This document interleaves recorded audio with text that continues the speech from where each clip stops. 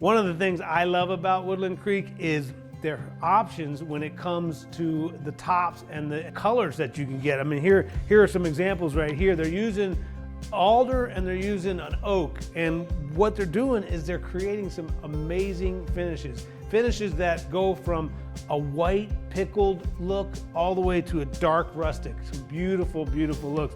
And these are available, like I said, in ash and oak, and they're available pretty much on any table that they offer. They will make you a custom size if you need it. So look online, check them out. What they'll do is they'll sand it and put a nice finish on it, or if you want, they'll blast it. They literally blast it with a bead blast, a medium. When it's been blasted, the grain actually raises and you get a nice texture, and that picks up the glaze, it picks up the color. My favorite when it actually has some more character. They have a ton of different colors. This is just a few of them right here. This is some exciting stuff. So any table that you need, you can get in any size you want with any base they offer, and either an oak or an alder top finished, either medium distressed or smooth.